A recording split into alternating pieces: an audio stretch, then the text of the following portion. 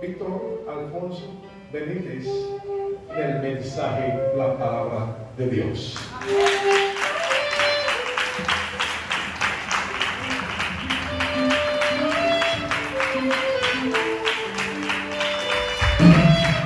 Denle ese aplauso fuerte al Señor, aleluya. Gloria a su nombre. Gloria a Dios, gloria a Dios. Dios es bueno, Dios es bueno. Dios es bueno, Dios es bueno, Dios es bueno. Dios es bueno, Dios es bueno, aleluya. Aleluya, Dios es bueno, Dios es bueno.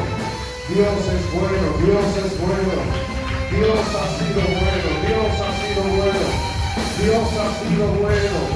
Dios ha sido bueno, Dios ha sido bueno. Gracias, Señor Jesús. Gracias, Señor Jesús. Gracias, Señor Jesús. Aleluya. Te adoramos, Señor, en esta noche.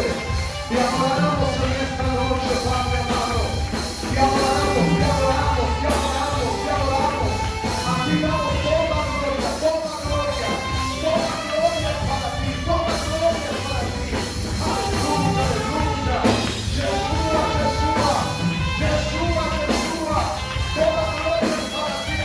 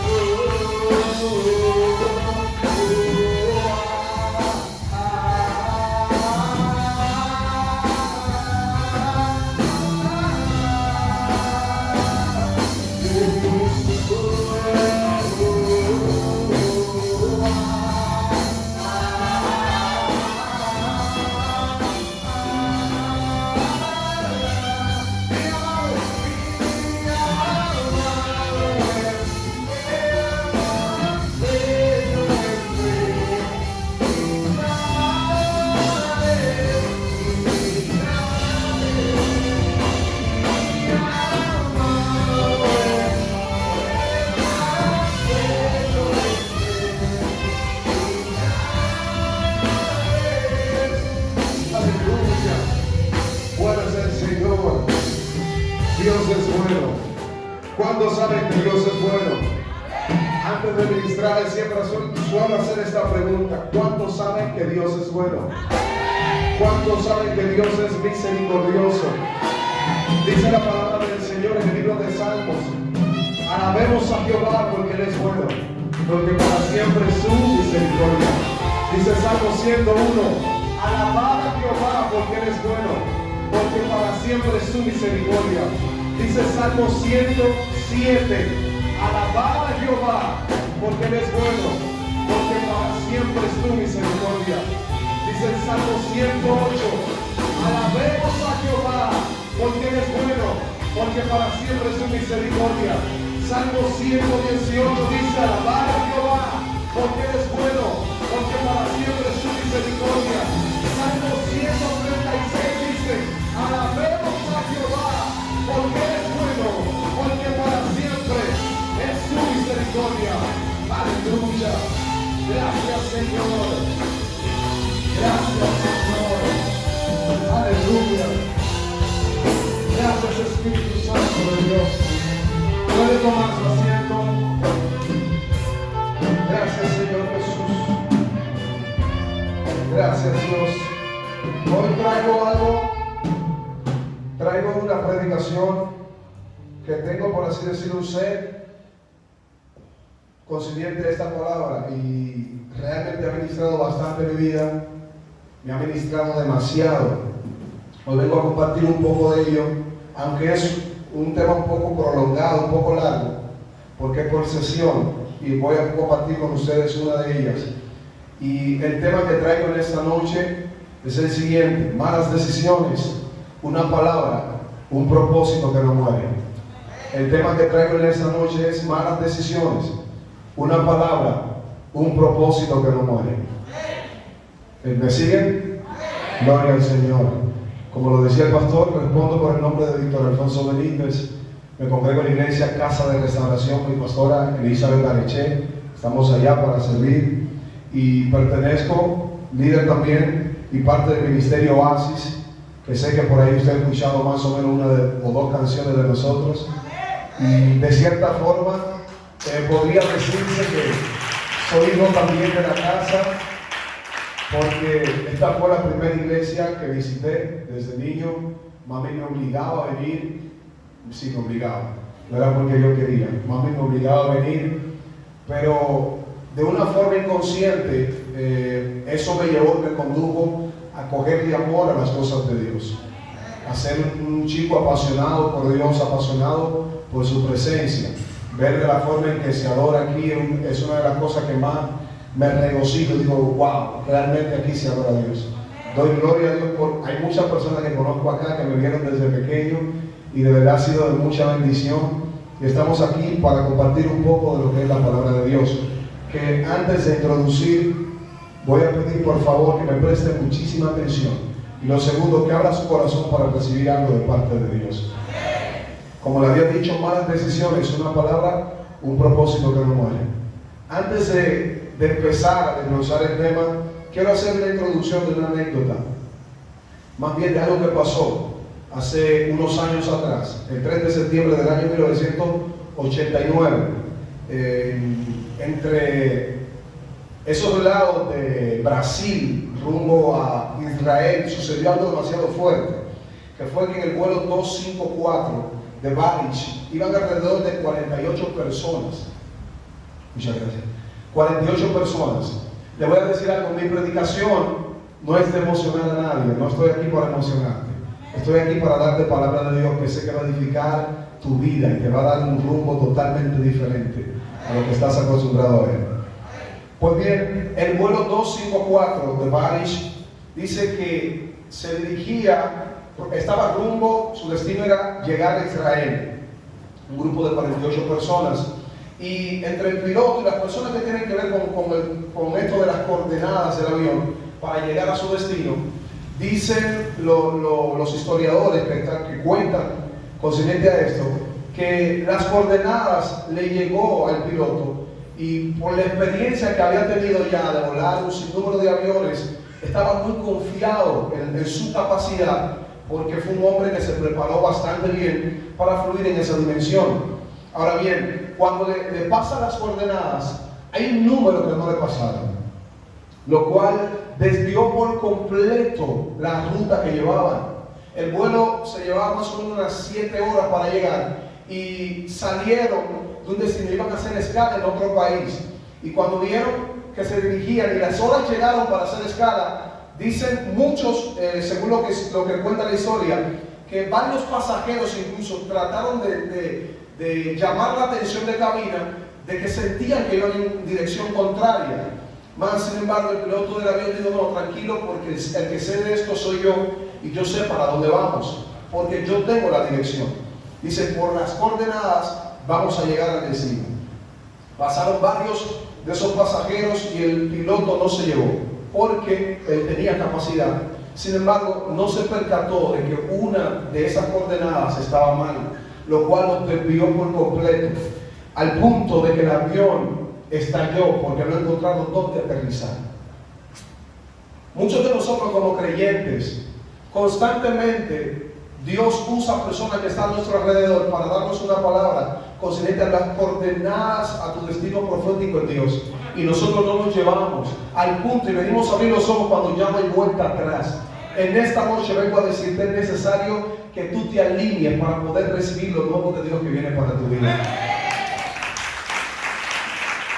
Dicen que de esas 48 personas, 13 personas murieron. Entre las personas que quedaron vivas, muchos estaban contando de que varias personas se acercaron y le dijeron, y él por su capacidad no se llevó. Muchos de nosotros tenemos muchas capacidades eclesiásticas, que venimos de una iglesia tal vez y nos congregamos acá, pero venimos con cierto conocimiento de la palabra y pensamos que por ese conocimiento que tenemos ya tenemos la vida resuelta, y no es así. Dios puso a personas para direccionarnos en este camino, para direccionarnos. ¿De qué forma tú te vas a dar cuenta de que eres una persona direccionada? Cuando tú eres una persona que se lleva de consejo. La iglesia no es simplemente para venir, no. Hay una palabra que constantemente se desata aquí desde el púlpito para tu vida. Y una de las cosas que más me choco es con el carácter de Cristo, cuando yo me llevo de la persona que está en la tierra para direccionarme. En este caso, su pastor. Si usted como miembro de esta iglesia, usted no se lleva de lo que su pastor le dice, lamentablemente no va a tener un destino profético. Bíblicamente se lo puedo demostrar. Nadie que esté fuera de la cobertura pastoral llega a un destino profético.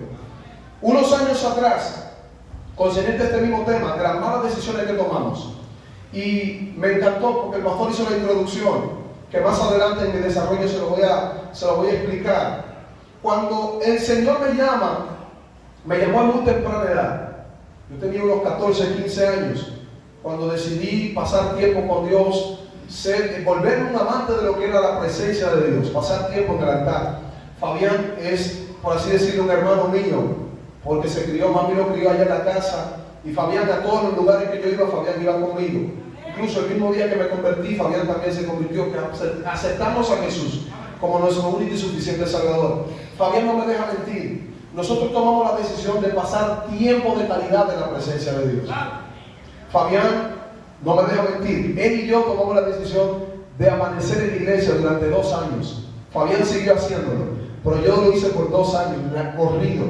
Que cuando las damas no iban a amanecer o amanecían, nosotros nos íbamos a la iglesia de niños y allá amanecíamos orando. Y poco a poco fui conociendo lo que era Cristo en mi vida. Porque durante mucho tiempo mi mamá me hablaba de Dios. Mucho tiempo mami me hablaba de Dios. Mami me obligaba muchas veces a aprender citas bíblicas. Mateo 5:8, por ejemplo. Salmo 21, por ejemplo. Salmo 23, por ejemplo. Eran citas que ella me ponía a mí y a mis hermanos a aprendérnoslos. Pero eso a mí no me llevó a conocer a Dios. Fue un instrumento que Dios usó. Pero cuando yo tomé mi decisión, es una decisión que tú debes tomar. Tú eres que debes tomar la decisión de conocer al Cristo de la gloria. Cristo constantemente está presto para que tú tengas un encuentro con Él. Todo el tiempo. La razón de que Pablo haya tenido un encuentro con Cristo era porque él pensaba que estaba bien en lo que estaba haciendo. Pablo no era un perseguidor de la iglesia evangélica por ser perseguidor. Era alguien que conocía bastante bien la palabra. Y él entendía que los que eran evangélicos estaban mal, porque serían algo erróneo. Y Pablo entonces los mataba por eso. Saulo en ese caso. Cuando Saulo tiene ese encuentro con Cristo, su vida cambia de una forma radical. Y es lo que te vengo a decir en esta noche. Tu vida cambia radicalmente cuando tienes un encuentro con Jesús.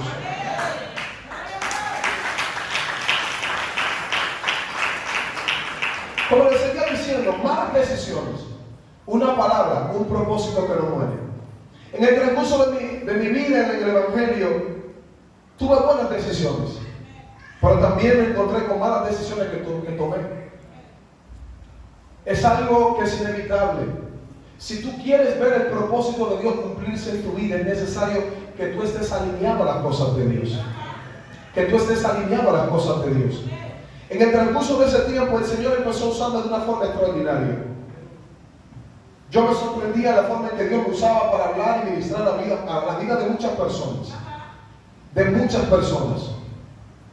Pero fue sorprendente que de un abrir y cerrar de ojos, yo empecé a tomar malas decisiones que me direccionaban a otra cosa que no era la cosa que Dios quería para mí.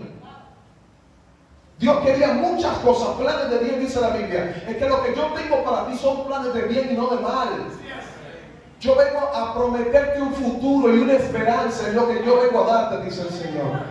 Pero tomamos malas decisiones y esas malas decisiones traen consigo sus consecuencias. Malas decisiones. El libro de Jueces, capítulo 16. Esta historia me choca bastante, que es de este personaje, uno de los personajes que más me llama la atención. Porque durante todos los tiempos, desde la antigüedad, Dios procuraba tener conexión y comunión con su pueblo. Porque el plan de Dios desde el principio es bendecir a sus hijos, bendecir a su pueblo. Y podemos ver que Dios levanta a Moisés. Dios levanta a Moisés, le dice a Moisés: ven acá, tú vas a hacer lo siguiente, tú vas a librar al pueblo de Israel de lo propio y el menosprecio que estaban pasando por el pueblo egipcio.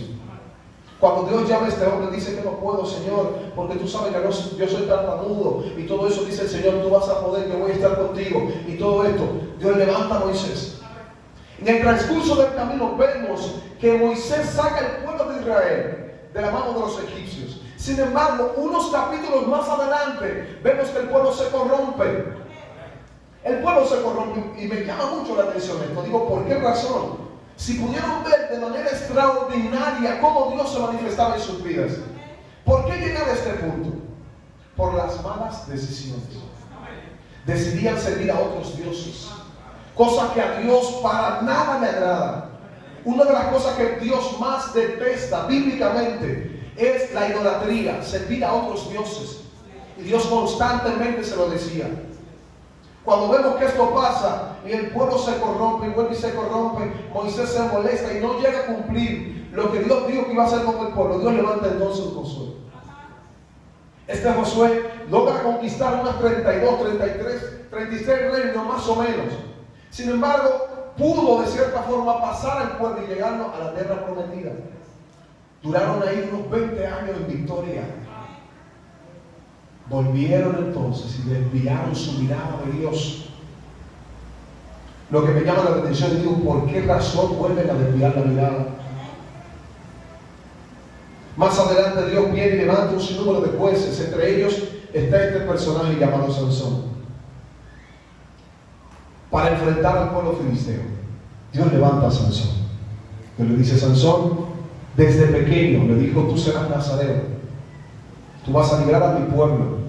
Y la hazaña más grande que pudo hacer Sansón fue que al final, una de las cosas que más me llamó la atención, y es que Sansón estaba convencido y confiado en su capacidad humana.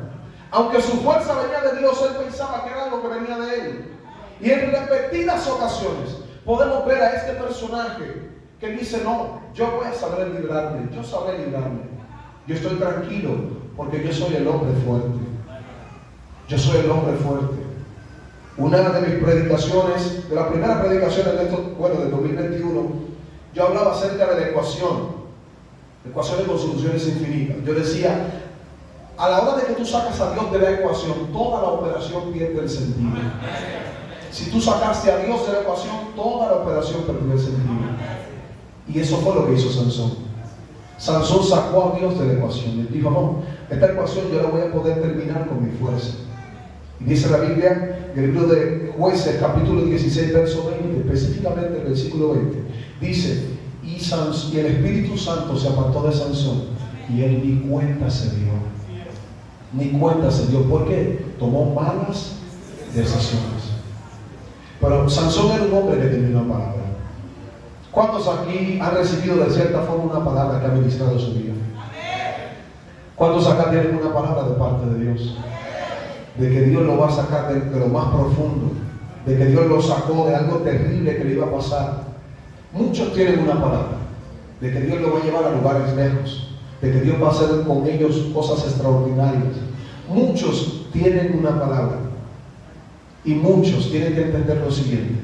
Hace unos días estaba yo estudiando acerca de lo que era el propósito con unos compañeros de oración y llegamos a la conclusión de que el propósito de Dios en tu vida no muere. En tu descendencia no muere, pero en tu vida sí muere. Porque hay muchos que son llamados a ser pastores, pero se desvían de lo que Dios lo llamó y pasan su vida, incluso mueren. Pero dice la Biblia que hasta la cuarta generación, entonces eso se queda limitando. Y si no lo recibes tú, tu hijo lo va a recibir. Pero contigo el que tiene que pasar. Yo dije lo siguiente: Dios me llamó a mí. Dios me llamó. Desde pequeño estoy trabajando, estoy involucrado en talleres y un sinnúmero de cosas. Y cuando Dios me llama, no lo hizo a través de nadie, fue en oración. Estaba yo en la iglesia y el Señor me llamó. Me dijo: yo quiero que tú estés dedicado a mi obra. Yo no entendí eso, dije: bueno, está fuerte. Cumplo la mayoría de edad, me voy a los hoteles a trabajar, duro solamente 6 meses. Porque durante esos 6 meses yo me enfrié. Me enfrié, ya no quería ir a la iglesia, poco a poco, y dije: no, a esto no fue lo que Dios me llamó. A esto no fue lo que Dios me llamó. Cuando le digo al jefe, le digo, jefe, si quiere cancelar a alguien, considere que yo no puedo estar aquí. Yo vengo para este hotel a disfrutar porque cosas grandes Dios tiene para mí. Se lo dije con toda autoridad, como que si literal estaba pasando. Porque como le decía el pastor, en tu boca está el poder para bendecir y maldecir. Pero yo preferí bendecir. Cuando pasa eso, que salgo de allá, el Señor me llama. Comencé a pasar otra vez tiempo de intimidad con Dios. Conseguí otro trabajo. Yo no pasé un año de trabajo. En ningún trabajo duró un año. No pude durar un año. Porque constantemente fui movido por el Espíritu de Dios a pasar tiempo en la presencia de Dios. Cosa que muchas personas no entendían. Muchas personas no lo asimilaban. Cuando Dios me da la visión de Oasis, estaba yo en la iglesia orando en la madrugada y Dios me despertó y vi Oasis brillando así en grande. Dije, wow, qué cosa más extraordinaria. Yo ni sabía lo que significaba eso. No sabía lo que significaba. Y Dios me ministra. Cuando busco el significado digo, wow, tierra fértil en medio del desierto.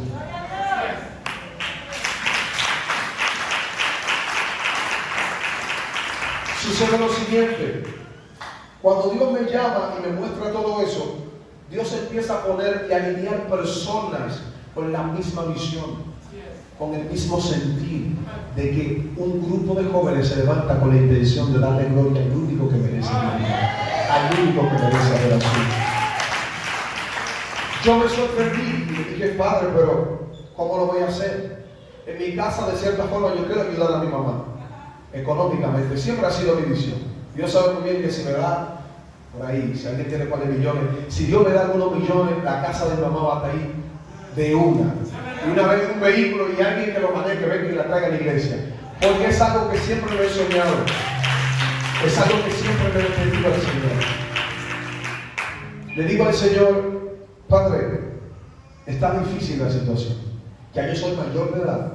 A esta edad casi todos los jóvenes procuran buscar la manera de trabajar y ganar, tener ingresos, para de cierta forma sostenerse tanto ellos como su familia. Yo decía, pero ¿cómo lo voy a hacer? Esa era una de las preguntas que más yo le decía al Señor, ¿cómo lo vas a hacer? Me acuerdo como ahora mismo, mi hermana estaba embarazada, Yesenia, yo iba a la pasola con ella y íbamos rumbo a comprar algo y el Espíritu Santo de Dios me ministró. Me dijo, te voy a sorprender. No lo entendí. Dije, gracias Espíritu Santo. Una semana después, como le dije, yo no trabajo mucho, o sea, no he estado estable en ningún trabajo por mucho tiempo, siempre renuncio. No porque sea un mal empleado. A mí, yo llegaba y en 15 días me ascendían, y en 15 días me ponían en un nivel más alto. Lo único que yo no podía estar, más bien consciente. Cuando llego, estoy trabajando en CCN, el grupo CCN, que es el Jumbo. Estoy allá y digo, bueno, me voy a quedar aquí un tiempo. Cuando estoy allá, el Señor vuelve y me insiste. Digo, algo el Señor quiere conmigo. Ahí el Espíritu Santo me ministró. Cuando llego, recibo una llamada de que me había sacado un dinero. Digo, para esos días estaba la estafa esa de que te llamaban y tú tenías que poner la recarga y todo eso. Yo pensé que era lo mismo. Yo le dije, no, pero si es verdad, coge la mitad y mándame la mitad a mí. Me dijo, sí, pero en serio, ¿tú te llamas Víctor Alfonso Benítez? Le digo, claro que sí.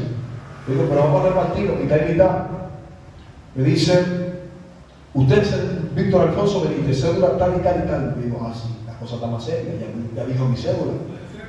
Cuando vengo y confirmo, efectivamente, me sacó un dinero y cuando voy a recibir el dinero, que me entregan el cheque, el Espíritu Santo me dijo, te dije que te iba a sorprender. Tu riqueza no proviene de hombre, tu riqueza viene de mí, tu riqueza viene de mí, tu riqueza proviene de mí, dice el Señor. Yo me senté y le dije a mami, desde pequeño le digo yo a mami consciente, mami, yo voy a ser millonario, porque el Señor me lo dijo. El Señor me lo dijo que mi herencia viene de Él, mi herencia no viene de hombre, mi herencia viene de Cristo, del Cristo de la gloria. Estoy sentado en el trabajo analizando que el Señor me está llamando. Digo, está difícil. Cuando vengo y lo comparto con algunos amigos, llegan al punto de no entenderme. Me bufean, me dicen, no, que eso no es de Dios. ¿Cómo Dios te va a mandar a ti a no trabajar? ¿De qué tú vas a vivir? ¿De qué tú vas a vivir?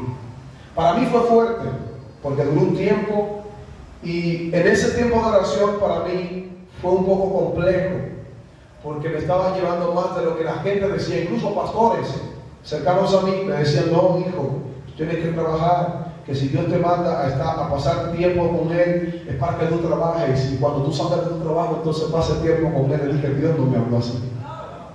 Dios no me habló así. Y dije, Señor, lo voy a hacer de la siguiente manera. Yo no necesito que el pastor me confirme. No necesito que mis amigos me confirmen. Es más, no necesito ni yo mismo la confirmación. Yo lo voy a hacer de la siguiente manera. Yo por el momento estoy viviendo en la casa de mis padres. Y si ellos dos están de acuerdo en que yo no trabaje, cuando yo le presente a mami, le diga, mami, mira, que el Señor me llamó a tiempo completo, que voy a estar dedicado a la obra. Si mi mamá está de acuerdo, entonces yo voy a entender que fuiste tú que me llamaste.